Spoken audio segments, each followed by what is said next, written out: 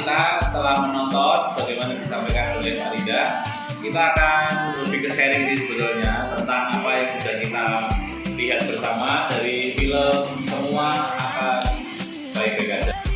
Ingin kalian lakukan berdasarkan apa yang kalian lihat? Yang kalau tadi itu, kalau aku itu bentuknya fokusnya sama yang sebagai Simba, dan semuanya untuk saling mengasihi. Setelah melihat film itu ya, jadi saya dari awal itu sudah mulai nangis dulu. Karena yang pertama itu tadi ya, menjadi seorang orang tua itu ternyata berat. Dan satu yang paling saya ingat itu bahwa ternyata setiap keluarga itu punya masalahnya masing-masing. Ketika kita mungkin di rumah itu punya masalah yang menurut kita itu kayaknya paling berat sedunia, setelah melihat film itu rasanya kok masalah kita tuh seperti tidak ada apa-apanya. Saya tadi nontonnya agak soalnya saya tidur. Kapan lagi ya ruangan dingin? Bahwa semua mimpi itu bisa dicapai asalkan kita mau berusaha. Oke. Yang tercapai sampai tadi, iya, perjuangannya untuk golden ticket itu dia betul-betul indah, terus itu kayak gitu.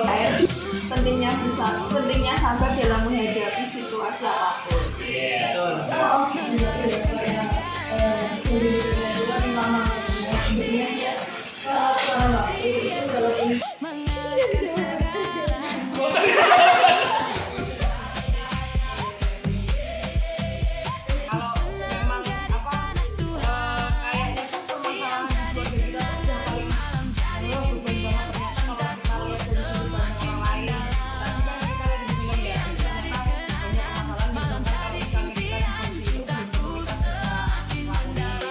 Si Langit itu kan tadi bilang, aku tuh siapa toh Bu kok sampai kakak percaya sama aku. Ya itu kan bukti dari pengampunan kakaknya justru bikin si Langit bisa tadi ya kayak gitu. Nah maka betul tadi Kak Rista bilang pentingnya memaafkan, dan juga Vira juga bilang memang setiap kita itu butuh diampuni teman-teman. Setiap saya sih nangkepnya gitu, setiap manusia butuh diampuni, setiap manusia butuh dimaafkan, karena dari situ timbul pemulihan. Dan ketika orang sudah pulih ya akan timbul kekuatannya. Tapi kalau belum pulih ya kekuatannya kan habis untuk merenungkan kesalahannya terus. Kalau saya nangkepnya gitu. Nah maka saya jadi ingat kisah di Alkitab itu Yusuf. Nah Yusuf di Alkitab di Kejadian itu kan ya kurang sial apa lah kata Allah gitu. Dia disengiti sama kakak-kakaknya sendiri. Ternyata bukan hanya disengiti, dibuang ke sumur nek jatuhnya mulus-mulus saja, bawahnya kasur nggak apa-apa. Kan sumurnya sumur waktu, mesti ya lecet dan seterusnya. Dijual sebegitu tiganya saudaranya. Sampai di Mesir hal buruk lagi masih menimpa. Dia itu kan, seingat saya ketika dalam penjara ada juru minuman dari si Firaun yang minta tolong nih, intinya gitu. Terus si juru minum ini setelah ditolong sama Yusuf bilang intinya gini, besok kalau kamu ditolong jangan lupa saya ya. Ternyata lupa. Terus yang berikutnya si Yusuf ini difitnah sama istrinya ya, dia difitnah gitu. Tapi lihat apa respon Yusuf. Yusuf sama sekali nggak ada satu blaming itu menyalahkan luar gitu. Yusuf ya melakukan apa yang memang harus dia lakukan. Dan Alkitab mencatat bahwa Tuhan terus menyertai dia. Dan kita tahu sendiri ketika saudara-saudara datang, Yusuf ya seperti ketika awal nonton tadi, gak kuat menahan air mata. Dan Yusuf juga gak menyalahkan saudara-saudaranya. Kemudian ketika Yusuf sudah kuat lagi, satu-satunya jalan yang terpikirkan dia peluk saudara-saudara dirangkul. Dan setelah itu semuanya jadi akan baik-baik saja. Jadi saya sepakat dengan semua yang tadi teman-teman sampaikan. Dan kita punya masalah, dan masalah itu bukan tentang berat siapa yang siapa.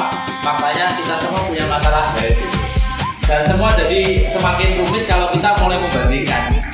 Benak kue, abot aku. Nah, itu semua mulai jadi makin runyam gitu lah.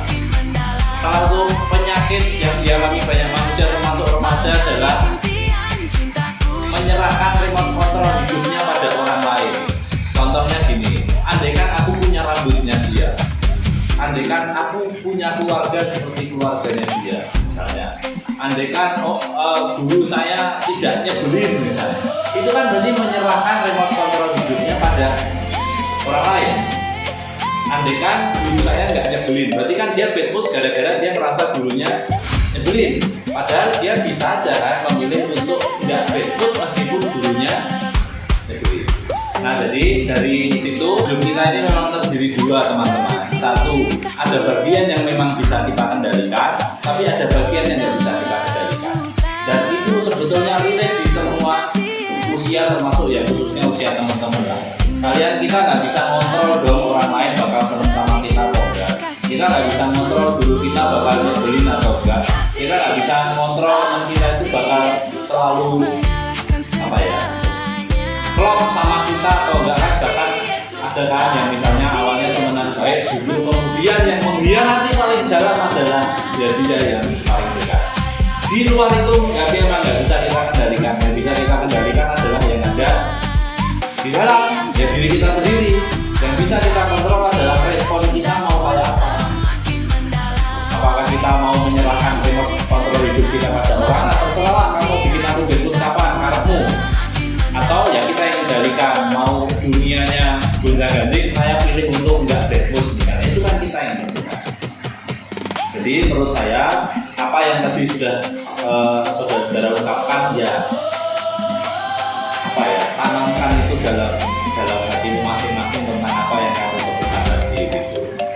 Jadi bukan tentang apa ya orang lain, tapi pertama-tama tentang diri kita sendiri. Hei kamu punya masalah. Aku juga punya masalah. Kita semua punya masalah. Tapi tenang aja.